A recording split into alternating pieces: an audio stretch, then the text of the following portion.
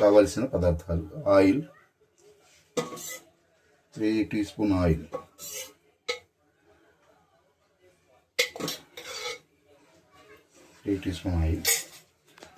అలాగే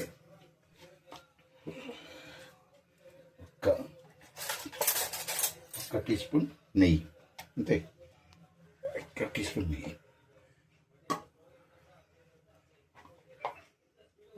నెయ్యి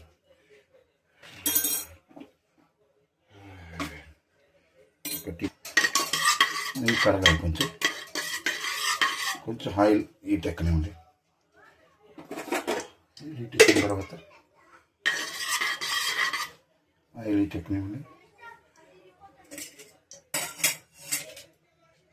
పట్ట, లవంగం, స్టార్ పువ్వు, ఇలాచి 2, లవంగాలు 2, పట్ట, చెక్క అంటే పట్ట, బిర్యానీ దినుసులు, జాజికాయ,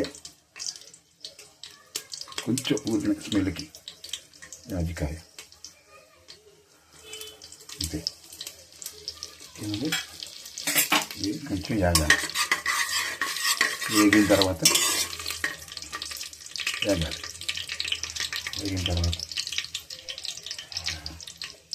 ఉల్లిపొందు,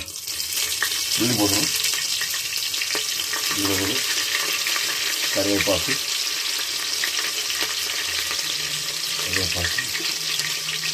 కొత్తిమీర. దీంట్లో ఆనియన్ ఏమి ఉండదు,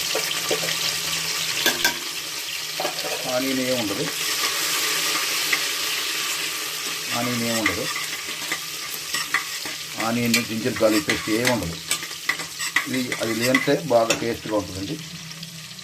తర్వాత టొమాటోస్, పచ్చిమిర్చి, క్యారెట్, బంగాళదుంప. మొత్తం టమాటా అనుకోకుండా మామూలుగా ఇవి కొంచెం కరకరలాడతాయి, నోటికి ముక్కలుగా ఉంటాయి అనేసి వేస్తున్నాను. కల్లుప్పు అయిపోయిన తర్వాత దీంట్లో కొంచెం పెరుగు, ఒక 2 టీ స్పూన్ పెరుగు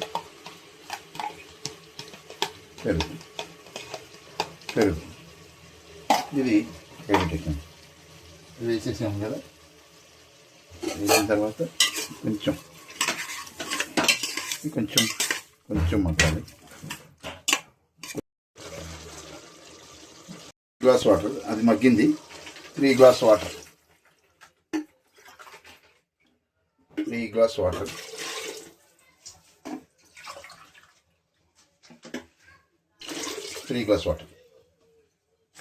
అండ్ హాఫ్ పెట్టాను. 3 గ్లాస్ వాటర్ పోసాను.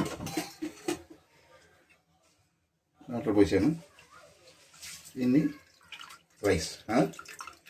ఈ రైస్ దీంట్లో వేసాను.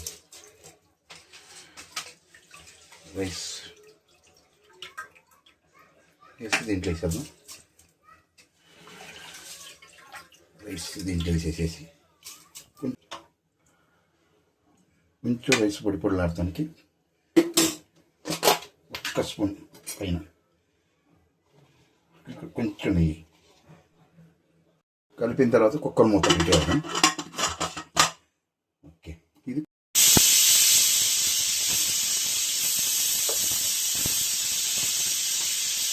Rice ready.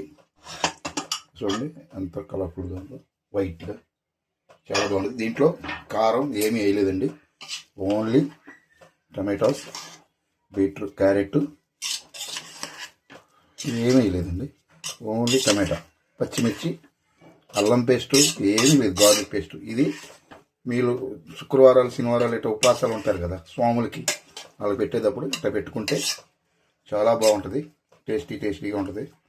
దీంట్లో గార్లిక్ ఉండదు, కారం ఉండదు, పసుపు, కలర్ ఐటమ్స్ ఏమి ఉండదండి, చాలా బాగుంటుంది. ఒకసారి ట్రై చేయండి మీరు.